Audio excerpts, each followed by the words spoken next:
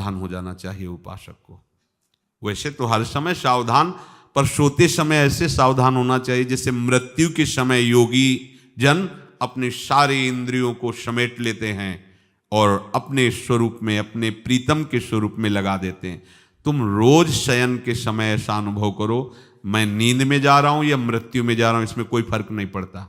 पता नहीं आंख खुले कि ना खुले। कितने ऐसे हैं कि सोते ही रह गए। आप अब बेहोशी की हालत में जा रहे हैं, नींद में जा रहे हैं, तो एक समय रखो कि आप अपनी शैया पर इतने समय ही जाएंगे। एक नियत समय रखो। हमने देखा है साधकों का एक समय होता है कि 10 बजे हमें लेट जाना है, सोना नहीं, लेट जाना है और लेटे हुए भगवत चिंतन करना। अब जब सो गए तो सो गए, नहीं सो गए तो उसमें हमें टेंशन नहीं लेना, या अभी नींद नहीं आई, 10:30 बज गए, 11 बज गए, ये नहीं। आंख मूंदी, मंत्राकार वृत्ति, तो बिना नींद की गोली के सो जाओगे। यह है ऐसा। भजन में मन लगाओ, सो जाओगे। जिनको नींद ना आती हो उनके लिए सही दवा है, आप नींद का चिंतन न करके प्रभु का चिंतन करने लगो। देख लेना आप कब सो गए पता नहीं चले। और अगर सौभाग्य से नींद ना आई तो नींद में जो इंद्रियों को पुष्टता मिलती है वो होता है संसार का विस्मरण। नींद में खास बात क्या होती है कि संसार का चिंतन छूट जाता है, फिर वो मस्त हो जाता है। उसमें जो ऊर्जा शक्ति वो जागृत होती, संसार के चिंतन से ऊर्जा शक्ति नष्ट होती।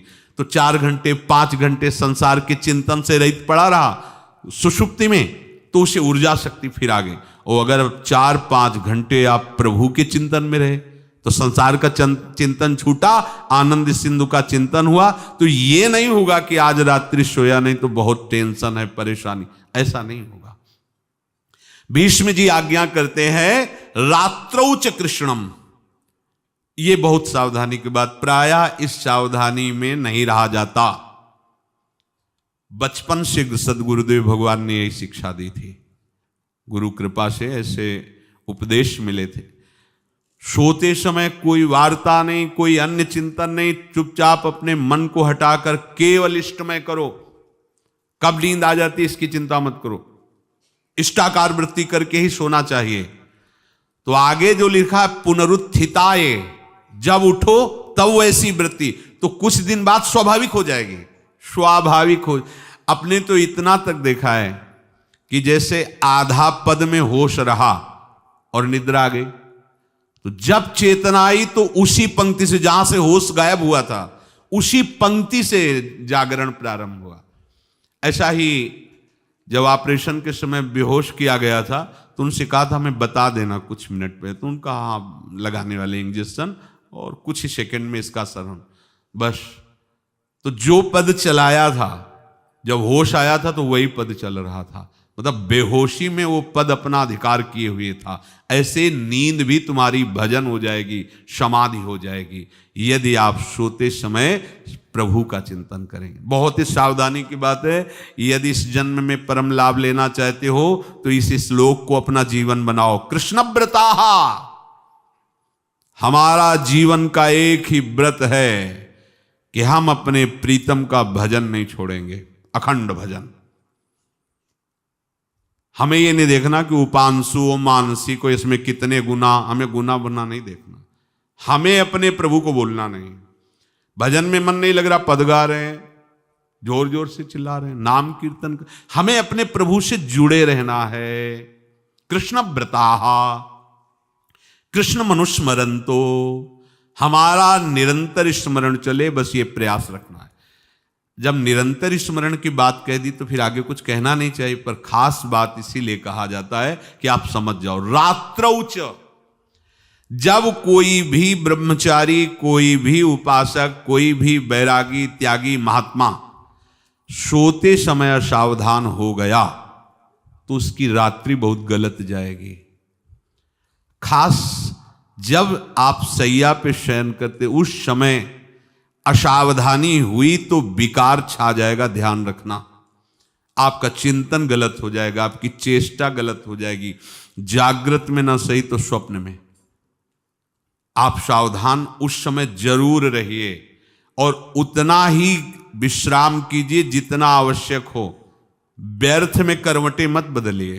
ये उपासक का स्वरूप नहीं होता। रोगी है तो बात अलग है, बड़े असाध्य रोगों से, नहीं तो ऐसी दिनचर्या नहीं होनी चाहिए। कै बजे? 3:30, अभी आधा घंटा तो है, फिर कमर ओढ़ लिए। ये साधक का नहीं होता। उचित समय, जो मान लो 4 घंटा विश्राम का, तो अब ये नींद का विषय आओ या ना हो, हम तुम्हारे लिए पुष्प बिछा के नहीं बैठेंगे कि आ जाओ आ जाओ आ जाओ। नहीं आई तो अब ये नहीं गया, अब इतने समय नहीं आई थी, अब 4 बजे उठने के समय कैसे नहीं, ये फेंका। उसमें विचार नहीं किए, पहले फेंको और सैया से नीचे उतरो, भूमि को प्रणाम करो, आगे बात नहीं। वो फिर आपको ऐसा होता है 10 मिनट में तो कोई बात नहीं, 10 वो पार कर देगा, घंटा दो। रात्रौ च कृष्णम पुनरुत्थिताय, ये नियम लीजिए। सोते समय आप बिल्कुल मृत्यु दशा की स्थिति लाइए, जैसे मरने वाला नहीं होता, सब जगह से मन हटाकर। और सच्ची है, पता नहीं आंख खुले कि ना खुले, ये बड़ा धोखे का जीवन है। ये ऐसे हजारों लोग सोए और सोते ही रह गए। हमको धोखे में नहीं रहना। सुबह जग जाएंगे तो फिर भजन करेंगे, लेकिन हम बिल्कुल तैयारी में। तो जब ये था कि किडनी कभी भी फेल हो सकती, तो हमें ज्ञान तो था नहीं ऐसा उस समय, तो हम रात्रि में जब शयन का सो, तो कपड़े कौन थे, कोई पैंट शर्ट थोड़ी था, सब हटा चला, ऐसे रज लगाई, राधा वल्लभ जी को ऐसे बांधा, चरणामृत लिया, पूरी तैयारी में, क्योंकि पास कोई था नहीं। तो ये होता था कब मर जाए, कैसे बताएं कितना सुख, एकदम युगल चरणारविंद में तदाकार होते ऐसे। वो इसीलिए कहते हैं कि प्रतिकूलता और अव्यवस्था और दुख, ये भगवत प्राप्ति का प्रधान साधन है। अव्यवस्था, प्रतिकूलता और दुख, ये अभ्यास उसी से। जब शाम के शयन करते तो पहले वृंदावन को प्रणाम करके, और ऐसे भावना में प्रिया प्रिया कहते कि जैसे भी आपके हैं, अगर शरीर छूट जाता है रात्रि में तो आप धोखा ना करना, आप बुला लेना अपने। और कैसे बताओ उस समय कैसे भाव होते थे, कोई पास नहीं, कोई सुविधा नहीं, 1 रुपया नहीं, तो एकदम दैन्यता, एकदम कितना सुख मिलता, वो एकदम केवल भगवद आश्रित। तो रात्रौ च कृष्णम पुनरुत्थिताय, ये बहुत पकड़ने वाली बात है। रात्रि के समय कोई और चिंतन न बनने पावे। देखो अभ्यास, और उस समय खास करके विषय चिंतन बनता है, ध्यान रखना।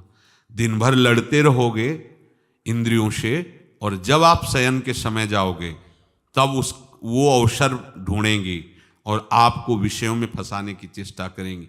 कोई क्रिया या पूर्व में कोई क्रिया या कोई दृश्य या कोई बात, अगर कहीं मोबाइल से मित्रता है और बगल में रखा है तो भूल जाओ, रात्रौ च कृष्णम पुनरुत्थिताच। जब तक नींद नहीं आती तब तक फिर वो ऐसी सामग्री डाल देगा कि वो बर्बाद हो जाओगे। साधक मान लो, हमारी प्रार्थना मान लो, हम मानते हैं कि आज के समय में यंत्र का बहुत बड़ा प्रभाव है। अब यंत्र का प्रभाव देख लीजिए, यही छाती पे मोबाइल होगा, यही धड़कन के साथ वो घंटी बजे और कुछ नहीं। ऐसा भगवान का खेल रचा है। और इसमें सबसे खतरनाक बात है कि आप जो चाहो देख सकते हो, जहां चाहो, जैसे विश्व की पूरी बात, पूरा विश्वात्मा है, ये विश्वात्मा स्वरूप है, सर्च करो देख। अब अगर साधक सावधान नहीं है तो समाज में तो ऐसे कट गया। अब एकांत में जब शयन के समय गया, उस समय मन आपको फंसाने की चेष्टा। प्रार्थना है, अगर आपके पास मोबाइल हो तो एक उसका समय रखो। अगर आपको ऐसा लगता है कि कोई परिस्थिति आ जाए, हम स्विच ऑफ किए हैं, तो एक और मोड कहते हैं, कोई फ्लाइट मोड दो, क्या मोड में लगा दो, सीधे मत रखो, मोड में लगा दूर रख दो। आप अपने चित्त को प्रभु में जोड़िए। रात्रि के समय मोबाइल का प्रयोग मत कीजिए। मान लीजिए रात्रौ च कृष्णम पुनरुत्थिताय, सुबह उठते ही आपको कुछ चिंतन नहीं करना।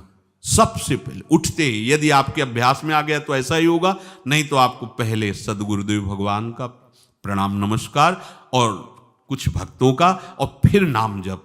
भले 5 मिनट ही करो, अपने आराध्य देव का सुमिरन, फिर अपनी दिनचर्या करो।